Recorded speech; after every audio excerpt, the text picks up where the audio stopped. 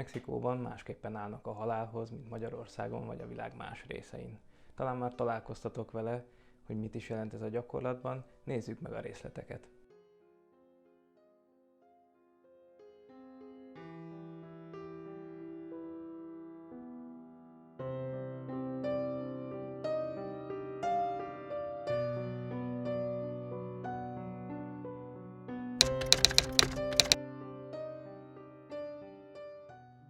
Ha láttatok már fotót vagy videót a mexikói halottak napjáról, akkor feltűnhetett, hogy színes, táncok vannak, beöltöznek, és ez egy ilyen félreértésnek ad okot, egy ilyen boldog ünnepnek, vagy a halálnak a kifigurázásának tartják, pedig hát nem egészen erről van szó.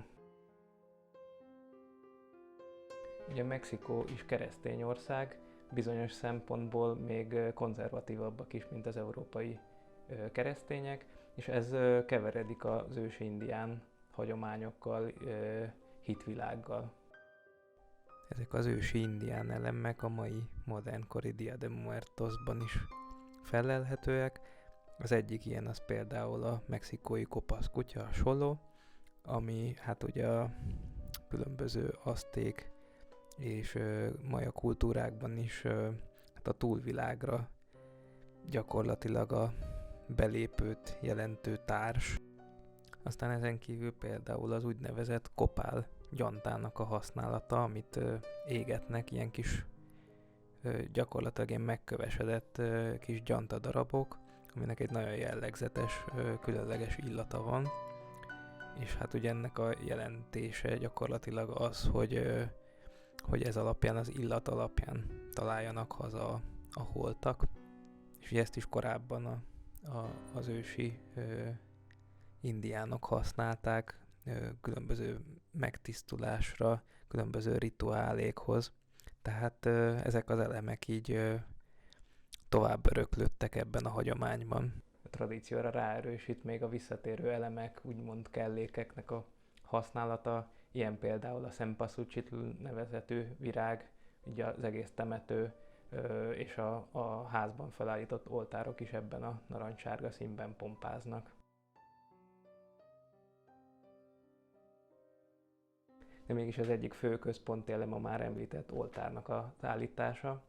Itt az elhunyt családtagoknak készítenek ki élelmet, italt, ugye a kedvenc ételeiket szokták elkészíteni, a fényképeiket teszik ki, és hát ez a központi eleme igazából az ünneplésnek, ugye várják az újraegyesülést a családtagokkal. Aztán nagyon jellemző még a hojaldra nevezetű tipikus ilyen péksütemény, ami akár töltve, akár csak cukormászba egy ilyen édes péksüteményt jelent.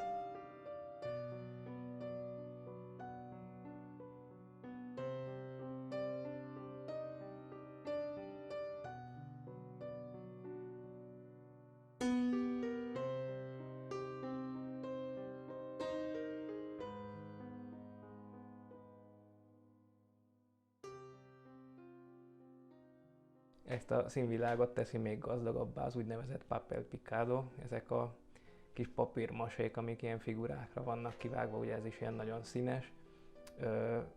Ez is meglepő nálunk, ugye a halálhoz inkább a fekete szín az, ami köthető. Az egész halottak napja ugye több napból oszlik föl, ugyanúgy, ahogy nálunk is vannak mindenszentek és halottak napja. Ott is megvannak ezek a napok, azzal kiegészítve, hogy van a gyerekeknek, vagy gyerekkorban elhunytaknak a napja, azoknak, akik a balesetben vesztették életüket, tehát ez egy egészen hosszú ilyen rákészülést igénylő ünnep. És akkor kérdezhetnétek, hogy honnan jön ez a felvonulós, zenélős része az ünnepségnek. Érdekes, hogy egy filmnek mekkora hatása lehet a kultúrára. 2010-es évek közepén volt egy James Bond film, aminek az egyik jelenete ez volt, hogy a mexikói halottak napján felvonulást rendeznek, ami előtte nem igazán létezett, és ezzel az eseménnyel köthető össze, hogy elkezdték megszervezni Mexikóvárosban is, meg aztán máshol is az ilyen jellegű nagy felvonulást, ahol különböző csoportok beöltöznek, táncok vannak, hát minden, amit láthattok így a tévében.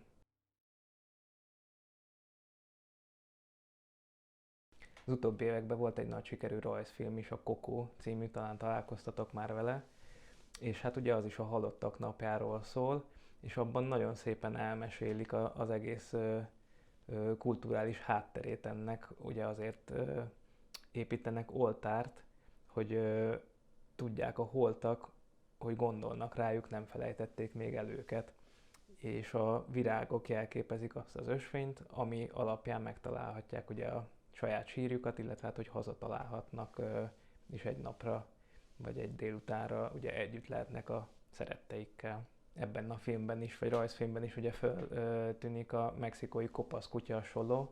Ugye ez is egy ilyen központi eleme a halállal és az életet összekötő. Úgyhogy ez a modernkori hatás, hogy felvonulást szerveznek, arcot kifestenek, és ugye ez a koponya szimbólum is mindig ilyen visszatérő motivum. Ezek így most az utóbbi időben felerősödtek, egyre több helyen lehet ezzel találkozni. Mi is elkészítettük ezt a péksüteményt, az hojaldrát.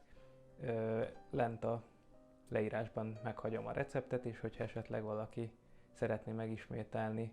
Nagyon-nagyon finoman sikerült.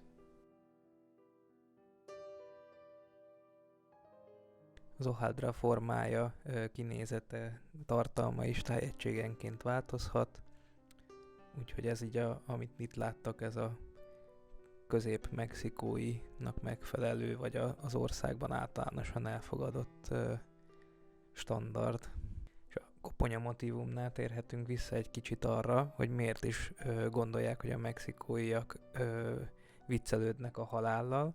Itt ér össze gyakorlatilag a félreértéseknek a szála. Ugyanis a 19. század egyik művésze, José Guadalupe Posada használta ezt gyakorlatilag egy ilyen társadalomkritikaként. A koponya és a csontváz azt szimbolizálja, hogy amikor eljön a végítélet napja, akkor végül is mind egyformák vagyunk belül.